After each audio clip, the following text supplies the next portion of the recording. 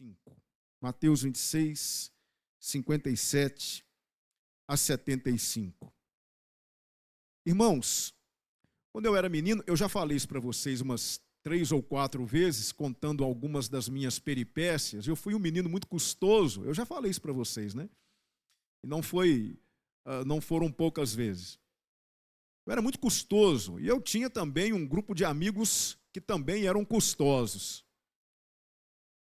E uma vez nós fomos jogar futebol, eu era menino ainda, nós fomos jogar futebol num campo que tinha lá perto da minha casa, que eu morava em Divinópolis, quando de repente um dos nossos amigos disse assim: escute, há uma casa aqui perto que tem um pé de manga e parte desse pé de manga está do lado de fora da rua, não é? E eu queria convidar vocês, vamos ali pegar algumas mangas. Ele falou pegar, né? Mas vocês já sabem qual seria a palavra certa, né? Vamos ali pegar umas mangas, eram umas mangas bonitas, bem vistosas, e parte do pé de manga ficava assim para o lado de fora, né? E fomos, eu e mais uns 5 amigos, pegarmos algumas mangas. Eu gosto muito de manga, não sei você, mas eu gosto muito de manga. E lá fomos nós, naquela aventura, não é? E é interessante que eu fui aquele que subiu naquelas galhas, porque nós realmente achávamos que não teria problema, não é? E colocamos um dos nossos amigos assim para supervisionar, caso o dono da casa aparecesse. Veja só, se tem cabimento demais. E aí nós estávamos ali todos recolhendo mangas e eu subia assim nas galhas e pegava manga e jogava, né? E o amigo meu ficava recolhendo aquelas mangas e colocando assim dentro de um saco plástico. Quando de repente um dos nossos amigos começou a gritar, era o dono da casa. E ele veio para cima da gente com 2 cachorros desse tamanho, irmão, sem brincadeira nenhuma. 2 cachorros desse tamanho, gritando conosco, não é? E eu não sei como, eu fico lembrando dessa situação e até hoje isso é uma incógnita para mim, porque eu não sei como eu consegui descer daquele pé de manga com tanta rapidez.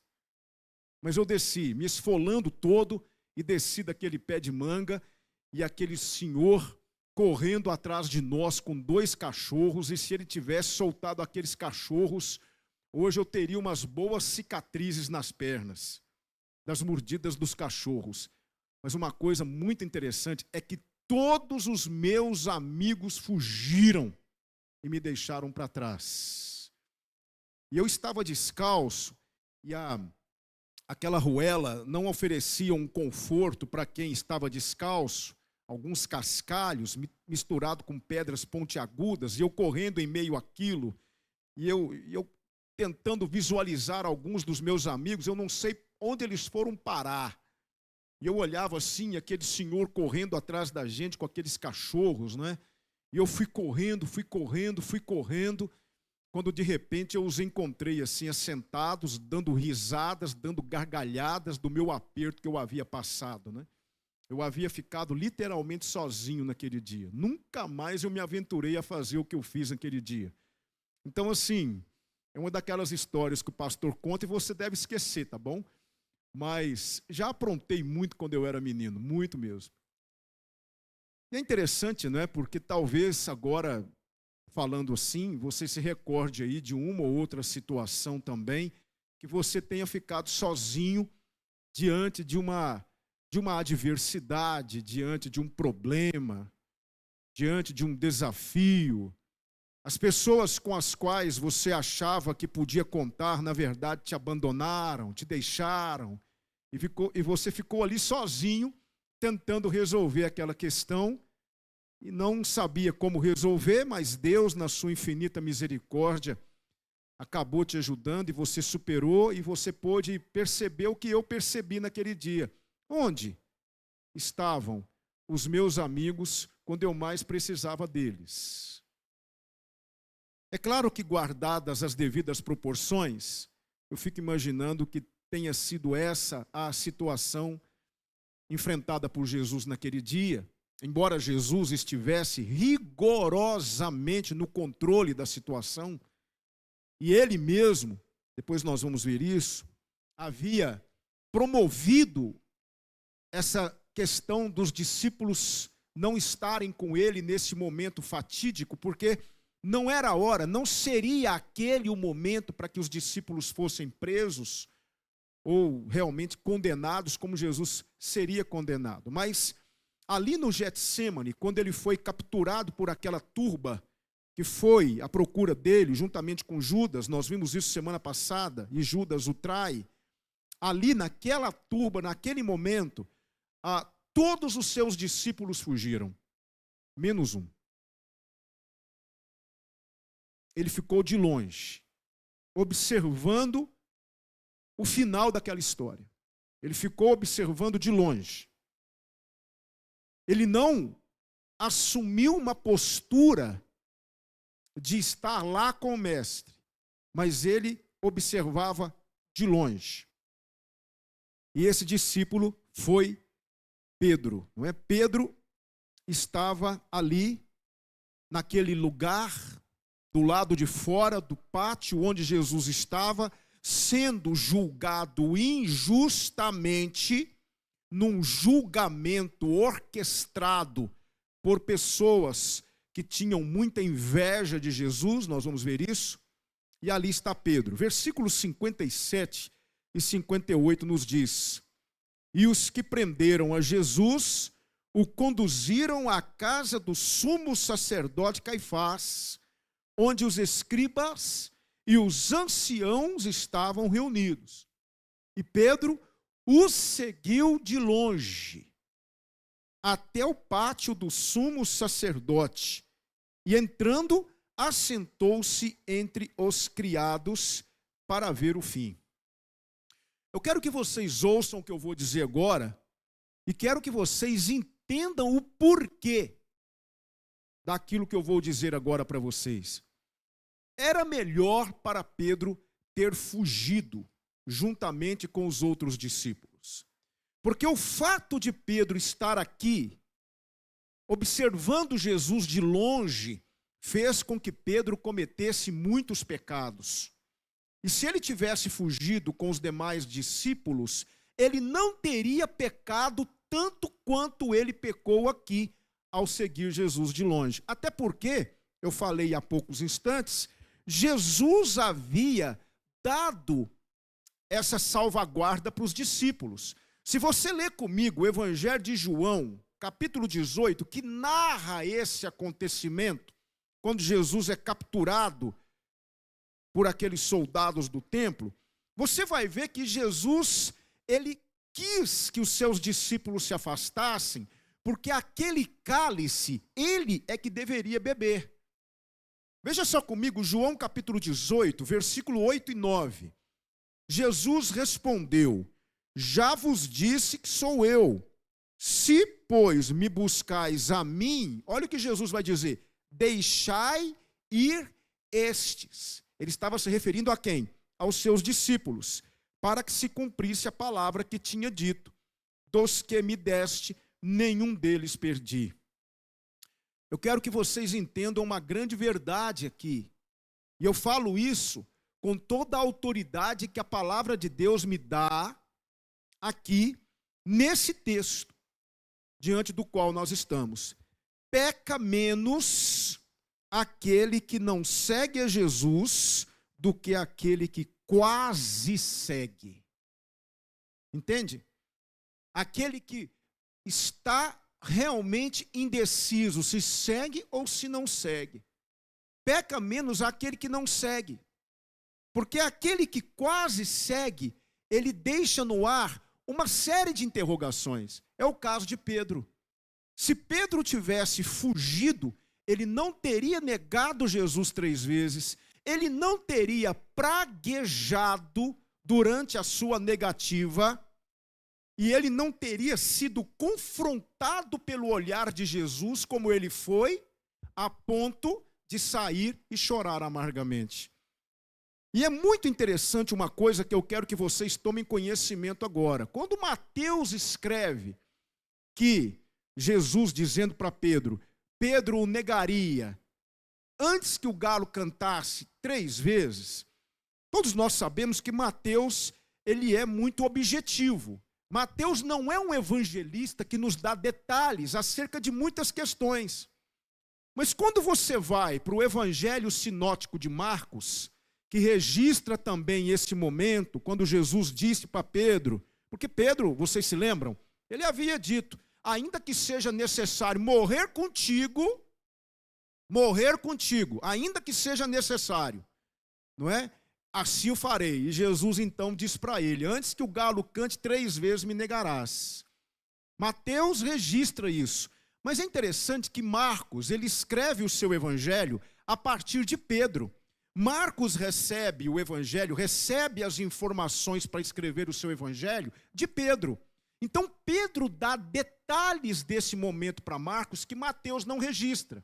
E aqui eu quero que você leia comigo Marcos capítulo 14, versículo 30, que diz assim, e disse-lhe Jesus, preste atenção, em verdade te digo que hoje, nesta noite, antes que o galo cante 2 vezes, 3 vezes me negarás. É interessante, Mateus não fala isso, mas Marcos fala. E Marcos ouviu o relato do próprio Pedro. E é interessante porque quando Pedro nega Jesus a primeira vez e o galo canta, aquele galo foi um aviso para Pedro. Pedro, vai embora, antes que a coisa fique pior. Aquele galo funcionou como uma consciência acusatória. Pedro deveria ter ouvido o primeiro canto do galo e saído. Mas não, ele permanece ali. E ele está prestes a cometer muitos pecados. Eu quero fazer uma pergunta para você, antes de partirmos para o desenvolvimento do texto. Quem é você? Não precisa responder, você não precisa responder para mim, não há necessidade, responda para você mesmo. Quem é você? Um discípulo? Um não discípulo? Ou um quase discípulo? Se você responde para si mesmo nesse momento, pastor, eu sou um quase discípulo, você está correndo perigo. Você precisa rever isso. Daqui a pouco a gente fala mais sobre isso, ok? Mas o que é que está acontecendo? Jesus está diante de quem? De Anás e de Caifás. E eu quero ler para vocês aqui uma consideração muito importante. De acordo com a lei do Antigo Testamento, o sumo sacerdote deveria servir nessa função até a morte. No entanto, quando os romanos assumiram o controle de Israel, eles transformaram o sumo sacerdócio num cargo para o qual poderiam nomear pessoas. Desse modo, estar certos de que sempre teriam um líder religioso cooperativo com a política romana. Então Roma mudou isso. O sacerdócio não é mais uma herança dentro de uma linhagem sacerdotal, mas é uma nomeação. Porque Roma queria ter alguém para controlar a plebe, para controlar os motins, as sedições que surgiam entre o povo. E esse povo estava no templo adorando a Deus. E quem coordenava o culto, quem coordenava a religião era o sacerdote. Principalmente o sumo sacerdote. Então, o cargo de sumo sacerdote nos tempos de Jesus era um cargo político, não um cargo espiritual. E Caifás, que era genro de Anás, ele foi sumo sacerdote do ano 6 ao ano 15 depois de Cristo. E ele foi sucedido, não é, por Caifás, que era o seu genro. Veja só. E Caifás foi sumo sacerdote do ano 18 ao ano 36 depois de Cristo. Embora Anás continuasse, de acordo com Lucas capítulo 3, versículo 2, Anás continuasse tendo influência. Anás e Caifás eram saduceus. Isso significa que eles não acreditavam em ressurreição, não acreditavam no Antigo Testamento, somente nos 5 livros de Moisés. E eles tinham muita inveja e muito ódio de Jesus, porque Jesus denunciava a hipocrisia deles. E eles há muito tempo já estavam arquitetando um plano para tentarem de alguma maneira calar Jesus. E aqui acontece finalmente esse plano dá certo, acontece aquilo que eles queriam há muito, o plano dá certo, um dos próprios discípulos do mestre aceita traí-lo, que é Judas Iscariotes, e agora eles estão com Jesus ali amarrado diante deles, para que eles possam então, de alguma maneira, colocar em prática o plano funesto que eles tinham de matar Jesus. Mas como fazer isso? Como fazer isso, irmãos? Não é?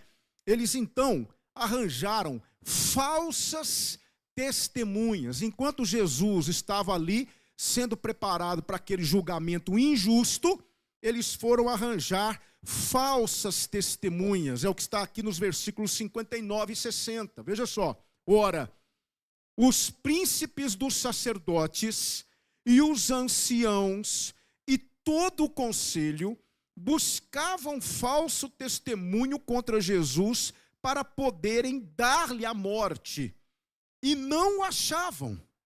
Apesar de se apresentarem muitas testemunhas falsas, não o achavam. Mas, por fim, chegaram 2 testemunhas falsas. Isso era rigorosamente contra a lei de Moisés. Eles diziam obedecer à lei, diziam ser submissos à lei, mas não estavam cumprindo o espírito da lei. Lá em Deuteronômio, capítulo 19, 15 a 21, diz assim: uma só testemunha contra alguém não se levantará por qualquer iniquidade, ou por qualquer pecado, seja qual for o pecado que cometeu, pela boca de 2 testemunhas, ou pela boca de 3 testemunhas, se estabelecerá o fato. Quando se levantar testemunha falsa contra alguém, para testificar contra ele acerca da transgressão, então aqueles 2 homens que tiverem a demanda se apresentarão perante o Senhor diante dos sacerdotes e dos juízes que houver naqueles dias. E os juízes inquirirão bem, e eis que, sendo a testemunha falsa, que testificou falsamente contra o seu irmão, far-lhe-eis como cuidou fazer a seu irmão. E assim tirarás o mal do meio de ti, para que os que ficarem ouçam e temam, e nunca mais tornem a fazer mal no meio de ti.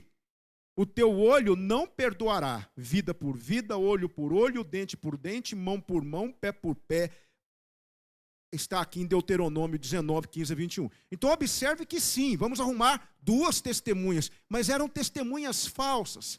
E dominados pela vontade de tirarem a vida do mestre e calarem o mestre, eles não se importaram em passar por cima da lei de Moisés, quebrar a lei de Moisés e colocarem Jesus ali naquela situação tão difícil que o mestre enfrentou sozinho, porque o objetivo deles era tirar Jesus de cena, não é? Mas Jesus ficava calado. Veja versículo 63, o comecinho do versículo 63. Jesus, porém, guardava silêncio. Ali estavam as testemunhas falando contra o mestre e ele guardava silêncio. Sabe por quê? Ele estava cumprindo uma profecia em Isaías capítulo 53, versículo 7, que diz assim: ele foi oprimido e afligido, mas não abriu a sua boca. Como um cordeiro foi levado ao matadouro, e como ovelha muda perante os seus tosqueadores, assim ele não abriu a sua boca. Observe Jesus cumprindo a palavra de Deus. Do outro lado, 2 homens que deveriam lutar para que a lei fosse cumprida, mas na verdade quem estava cumprindo a palavra de Deus, as profecias bíblicas, era Jesus. Nesse momento, como as testemunhas não estavam conseguindo entrar num acordo, elas falavam coisas que não podiam ser sustentadas diante da autoridade, diante da vida imaculada que o Salvador teve. O sacerdote, então, se lembrando de algo que Jesus, por reiteradas vezes, disse, porque o próprio Jesus afirmava ser filho de Deus, e quando alguém afirmava ser filho de Deus, essa pessoa se comparava com o próprio Deus. Então o sumo sacerdote, lembrando-se disso, ele coloca Jesus sob juramento. Agora Jesus teria que falar. Ele estava em silêncio, calado, sendo acusado injustamente, cumprindo a profecia, mas agora ele teria de falar. Ele teria que pronunciar uma palavra, porque ele estava debaixo de juramento. E isso era algo muito sério para um judeu. E é nesse momento que Caifás diz o seguinte, insistindo, o sumo sacerdote, é o restante do versículo 63. Insistindo o sumo sacerdote, disse-lhe, conjuro-te, ou seja, coloco você agora diante de juramento, pelo Deus vivo, que nos diga se tu és o Cristo, o Filho de Deus. E agora, Jesus, com a imponência de um rei, com a majestade de um rei, ele diz o seguinte no versículo 64, disse-lhe Jesus, tu o disseste. É a mesma coisa que dizer assim, exatamente como você acabou de dizer. É isso mesmo que você disse. Tu disseste, digo-vos, porém, que vereis em breve o Filho do Homem assentado à direita do poder e vindo sobre as nuvens do céu.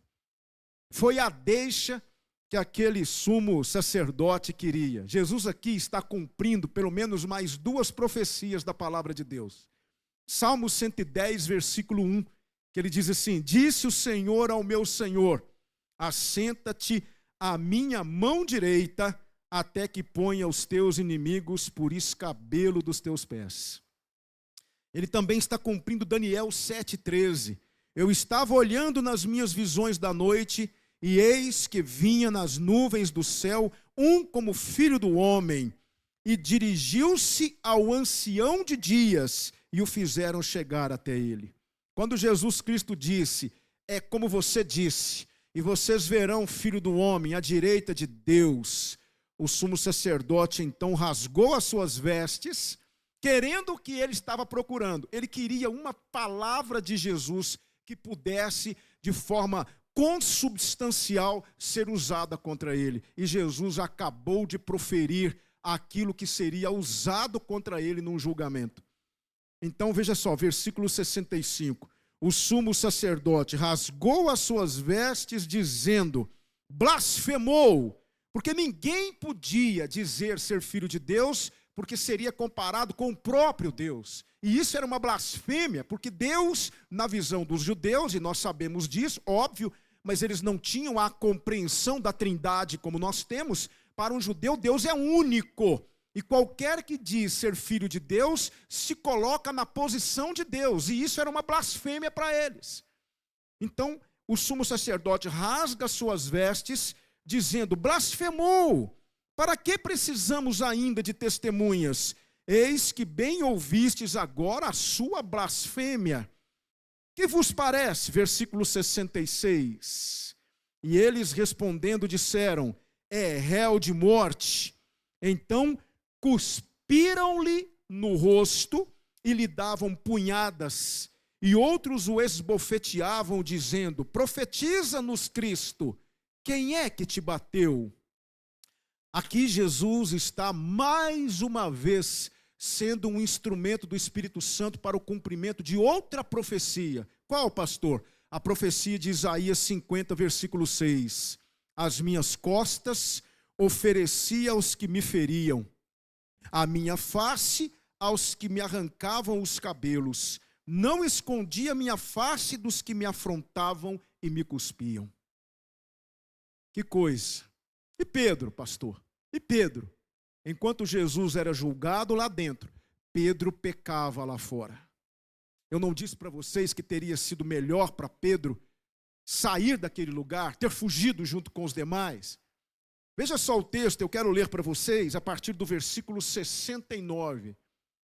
Ora, Pedro estava assentado fora, no pátio, e aproximando-se dele uma criada, disse, tu também estavas com Jesus, o Galileu?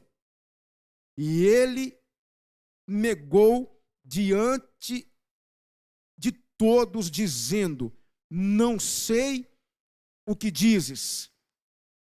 E saindo para o vestíbulo, outra criada o viu e disse aos que ali estavam: este também estava com Jesus, o Nazareno. E ele negou outra vez com juramento: não conheço tal homem. É como se Pedro tivesse dito assim: eu juro, eu estou falando a verdade, não conheço esse homem. E daí a pouco, aproximando-se os que ali estavam, disseram a Pedro: verdadeiramente também tu és deles, pois a tua fala te denuncia. Ele era um galileu, tinha um sotaque diferente. Então começou ele a praguejar e a jurar, dizendo: não conheço esse homem. Pedro chegou a ponto de dizer: vocês estão loucos, eu já disse que não conheço. O que eu preciso fazer para provar que eu não conheço? Eu não tenho nada a ver com esse homem, eu não conheço esse homem, eu não tenho nenhum envolvimento com esse homem. E começou a proferir palavras que o comprometiam cada vez mais. E imediatamente o galo cantou, e lembrou-se Pedro das palavras de Jesus que lhe dissera: antes que o galo cante, 3 vezes me negarás. E saindo dali, chorou amargamente. Essa foi a situação de Pedro. Aquele que outrora havia dito que morreria pelo mestre, aquele que era sempre impulsivo e falava na frente de todo mundo, dizendo: eu vou morrer com o Senhor, eu vou até a morte com o Senhor, agora está negando o seu Senhor 3 vezes. Não é à toa que quando Jesus ressuscita e ele vai se encontrar com Pedro na praia, ele chama Pedro, acende um fogo, há um fogo aceso ali, peixes assados na brasa, e Jesus pergunta para Pedro: Pedro, tu me amas? 3 vezes. Porque Jesus estava restaurando Pedro, e nós veremos isso mais à frente. Pedro estava sendo restaurado na sua fé. Ele negou Jesus 3 vezes, e Jesus perguntaria para Pedro 3 vezes se Pedro o amava. Irmãos, esse texto é profundo demais. E eu, com muita humildade, quero dizer para vocês que 45, 50 minutos é muito pouco tempo para que nós possamos extrair daqui tudo aquilo que esse texto tem para nós. Mas a minha oração é que o Senhor fale conosco a partir de agora, principalmente. Ele tem falado conosco o tempo todo, mas agora, a partir desse momento, que Ele quebrante o nosso coração, para que nós possamos entender 3 lições preciosíssimas aqui, que eu gostaria de compartilhar com vocês. Esse texto falou muito ao meu coração, me confrontou, e a minha oração é que nós também sejamos confrontados pelo Senhor. 3 coisas que eu aprendo aqui.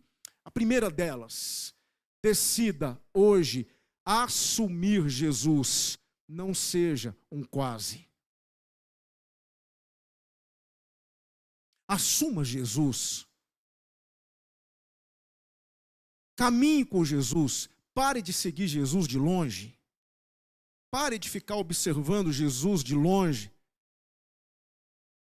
Infelizmente, irmãos, há muitas pessoas que admiram a religião, que admiram a igreja, que admiram a fé, que admiram Jesus, que admiram as canções cristãs, mas não assumem Jesus. Não caminham com Ele. Ficam sempre de longe, à espreita, observando. Não entram. Não se entregam. E aqui eu quero que nós tenhamos a humildade de nos colocar diante de Deus e permitirmos que o Espírito Santo de Deus nos mostre quem nós realmente somos. Se nós estamos com Jesus, se nós assumimos Jesus, ou se nós ainda estamos no quase. Não seja um quase. Eu repito o que eu disse: era melhor Pedro ter fugido do que ter ficado no quase. Ter ficado de longe. Ter ficado ali como quem está observando para ver qual será o enredo final dessa história. Eu quero que você preste bastante atenção e receba isso que eu vou dizer para você com maturidade. Se você não quer entregar sua vida para Jesus, se você não quer caminhar com Jesus, Se você não quer assumir Jesus, se você não quer pagar o preço de estar com Jesus, e principalmente se você não quer ser um discípulo de Jesus, eu vou te dar um conselho: vá viver a sua vida, vá aproveitar o tempo que você tem, não fique no quase. Ou você entra, ou você sai, ou você sobe, ou você desce, ou você diz sim, ou você diz não. Não fique no quase, não fique no eu vou pensar, deixa eu avaliar, deixa eu analisar. Não, não faça isso. Assuma Jesus nessa noite, fale para o Senhor: Senhor, eu sou fraco, eu sou um pecador, eu sou um miserável, eu tenho muitas falhas, eu tenho muitos erros, mas eu quero que tu saibas que a partir de hoje eu sou teu, eu sou tua. Eu estou aqui para caminhar com o Senhor. Meu Deus, me tira do quase. Eu não quero ser um quase, eu quero ser. Eu não quero ser como Pedro, eu não quero ficar de longe observando as coisas acontecerem. Eu quero cair de cabeça nisso. Ou é isso, ou então, querido irmão, querida irmã, querido amigo, querida amiga, vá viver sua vida. É melhor para você do que você ficar aí ostentando uma áurea que não condiz com aquilo que você realmente é. Não fique no quase, porque o quase nos leva a uma coisa muito perigosa. Sabe o que é? A mediocridade. Duas coisas perigosíssimas que cercam a vida do cristão: mediocridade e superficialidade. Crentes rasos, que não têm profundidade com Deus. Cuidado com a mediocridade. Tem uma frase que me balançou de alto a baixo, que diz assim: só o medíocre gosta do quase, porque o medíocre é quase alguém. Entende? Não fique no quase. Encare Jesus, ou então vá viver a sua vida. Vá aproveitar a vida. Vai cumprir aquilo que Isaías diz: comamos e bebamos, porque amanhã morreremos. Então essa é a primeira coisa que eu aprendo. Quem é você aqui nessa noite? Ou melhor, quem nós temos sido? Quem somos nós aqui nessa noite? Frequentadores de igreja? Entregadores de dízimos?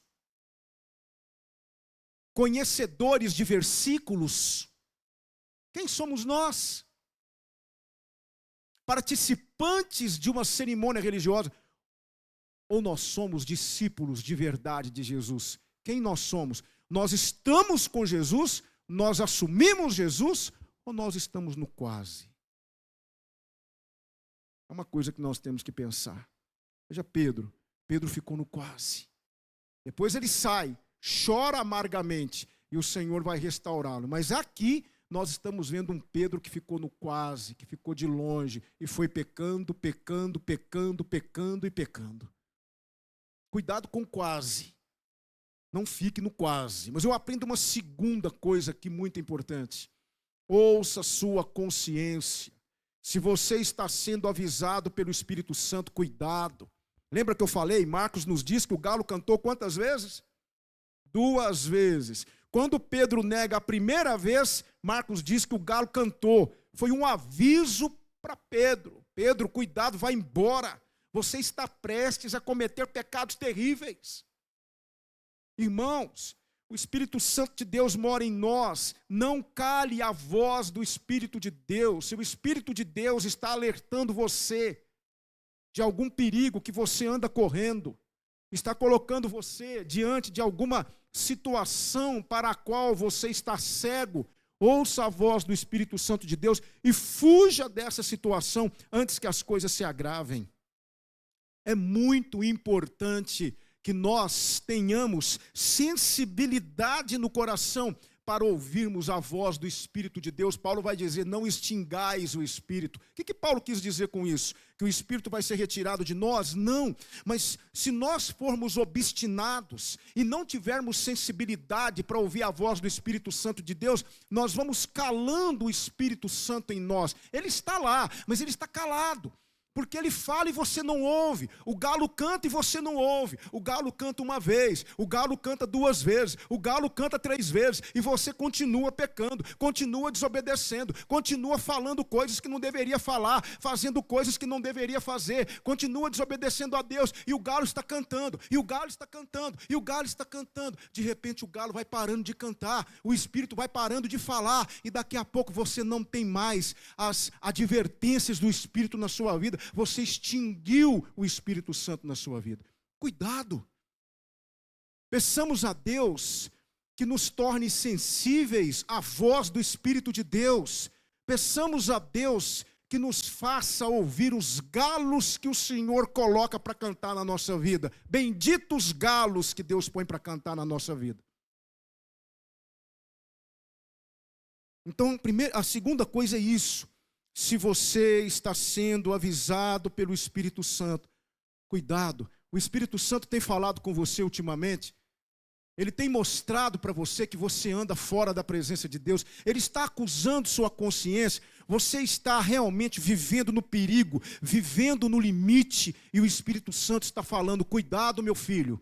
Aí não é o seu lugar. Saia daí. Não faça isso, afaste-se dessa pessoa, afaste-se dessa situação. Cuidado, você está muito perto do pecado. O Espírito Santo está falando com você, irmão. Glória a Deus, escute o galo. Agora, você está errando, você está pecando, e você não ouve mais o galo cantar? Tem coisa errada. Tem coisa errada. Porque o Espírito de Deus que está naquele que teme a Deus sempre fala, ele sempre mostra. Se você não está mais ouvindo a voz do Espírito de Deus, tem coisa errada com você. Se tudo que você anda fazendo é normal para você, não te incomoda mais, não arranca mais lágrimas nos seus olhos, não faz você perder noite de sono, tem coisa errada. Porque era para o galo cantar e era para você se atentar para isso. Então essa é mais uma lição que eu aprendo. Ouça sua consciência. Se você está sendo avisado pelo Espírito Santo, cuidado. Ouça o Espírito Santo, obedeça. Saia daí, irmão. Saia dessa situação. Escute o galo. Terceira coisa que eu aprendo aqui. Viva de tal forma. Preste atenção. Que não haja acusações contra você. Jesus estava lá diante de Caifás. Caifás chama 2 testemunhas. Aí chega uma testemunha e fala assim: eu ouvi esse homem dizer, derrubem esse templo e eu edificarei em 3 dias. Quem ele pensa que era? Mas de que templo Jesus estava falando, gente? Do templo do seu corpo. Mas os homens estavam tão... eles haviam se tornado tão insensíveis à voz do Espírito Santo de Deus, que eles achavam que Jesus estava falando do templo de Salomão, e falar contra o templo era um pecado gravíssimo, mas eles não conseguiam se sustentar nos seus testemunhos. Por quê? Porque Jesus era o exemplo de dignidade em pessoa. Não havia acusação contra ele, ninguém conseguia acusá-lo de absolutamente nada. E quer saber de uma coisa? Esse é o padrão do cristão. Se não for para ser assim, não serve. É assim que nós temos que viver. Viver de tal maneira que as pessoas não tenham absolutamente nada do que nos acusar. Sermos pessoas honestas, íntegras, pessoas que zelem pelo nome do Senhor, porque nós carregamos o nome do Senhor sobre nós. Onde quer que nós estejamos, o nome do Senhor está sobre nós, irmãos. E nós precisamos fazer jus a isso, viver a nossa vida de maneira de forma tão brilhante, porque nós somos a luz do mundo, de forma tão impactante, fazer com que as pessoas olhem para nós e elas verdadeiramente glorifiquem a Deus. Esse é o padrão do cristão. Esse é o padrão do cristão. Tem uma frase de Jackson Brown Jr. que diz assim: viva de tal modo que quando os seus filhos pensarem em justiça e integridade, eles pensem em você. É assim que nós temos que viver. Não dar às pessoas motivo para nos acusarem ou motivos para zombarem de nós. Se nós tivermos de ser perseguidos, que sejamos por causa da justiça que há em nós. Justiça esta nos outorgada pelo Senhor Jesus. É assim que nós devemos viver, irmãos. Por isso que Jesus estava ali, imponente, olhando para aqueles homens e ninguém conseguia arranjar uma única acusação contra ele. Que maravilha, que bênção. Quando alguém olha para um cristão e fala, não vejo culpa nele, ele é inocente. Eu conheço a história de um pastor que trabalhava numa empresa e ele era, antes de ser pastor, ele era funcionário de uma empresa, de uma repartição pública. E houve naquela empresa, naquele conglomerado, houve uma questão envolvendo um funcionário onde um roubo aconteceu. Um roubo. Quando eles ficaram sabendo disso, fecharam a empresa e chamaram a polícia. A polícia, então, foi chamando um a um dos funcionários para uma entrevista, fazia parte da investigação. Ninguém saiu da empresa naquele dia, quando eles detectaram o roubo. E aí chegou a vez desse pastor, que na época não era pastor, inclusive ele já faleceu, Isaltino Gomes Coelho Filho, era o nome dele.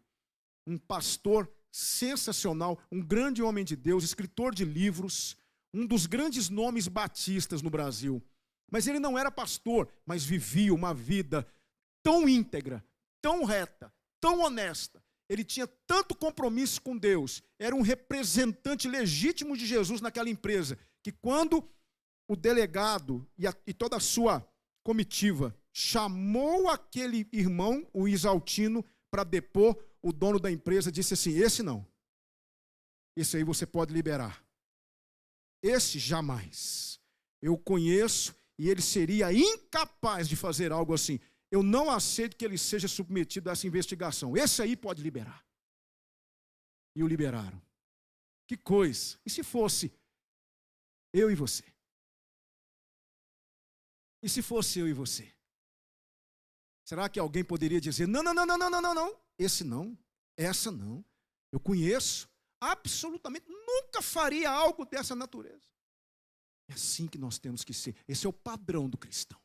Mas infelizmente, quantas pessoas hoje que se dizem cristãs, representantes de Jesus, estão envergonhando o nome de Deus. Estão colocando o nome do Senhor na lama. Porque não conseguem se colocar de forma ereta e ilibada na frente dos outros, porque tem alguma mácula no caráter ou alguma mancha na história. Se a sua vida for colocada às claras, o que é que as pessoas verão? A última lição que eu aprendo aqui, caminho para o final. Faça como Jesus. Não tenha medo de cumprir sua missão. Ali está Jesus. Encarando quem? Anás e Caifás. Depois ele vai encarar Pilatos. Depois Herodes. Depois Pilatos novamente. Depois a turba dizendo, crucifica, crucifica. Mas ali está Jesus, firme. Essa é a minha missão e eu vou cumpri-la, porque ele havia orado. Se for possível, passa de mim esse cálice, mas se não for, seja feita a tua vontade. E a vontade de Deus era que Cristo fosse para a cruz, e ele foi. Ele cumpriu cabalmente a missão dele. Como é que nós temos lidado com a missão que o Senhor tem nos entregado? Cada um de nós recebeu uma missão do Senhor. Eu disse hoje pela manhã e repito, não é fácil servir o Senhor, mas Ele espera de nós e Ele merece que nós não tenhamos medo de cumprir a nossa. Ele merece que nós realmente sejamos fiéis e cumpramos com a nossa missão. E aí eu aprendo uma cristologia nesse texto. Eu encerro a minha palavra. Jesus foi preso injustamente por você. Ele foi acusado, maltratado e humilhado por você. Ele foi zombado, ridicularizado e cuspido no rosto por você. O que você está disposto a fazer por ele? Por isso nós cantamos, morri, morri, na cruz por ti. Que fazes tu por mim? O Salmo 116 diz assim: que darei eu ao Senhor por todos os benefícios que me tem feito? O que você está disposto a fazer por Jesus nessa noite? É claro que eu não estou aqui falando de bens materiais, de coisas que você pode dar a Jesus.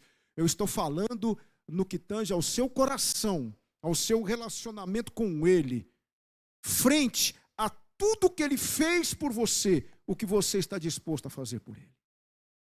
Você se entrega para Ele nessa noite? Você o assume de uma vez por todas nessa noite? Você está disposto ou disposta a assumir um compromisso com Jesus para o resto da vida e dizer: Senhor, perfeito não sou, mas estou aqui para te servir. Ajude-me nas minhas debilidades, nas minhas fraquezas, nas minhas dificuldades, porque eu quero servi-lo de todo o meu coração. Eu sei que durante o trajeto não vai ser fácil, mas seja comigo, porque eu quero ir contigo até o fim. Eu quero te assumir, Senhor. Eu quero sair do quase. Eu não quero ficar brincando de ser crente. Eu quero ser para a glória do Senhor. É isso que você quer nessa noite? Então ore comigo.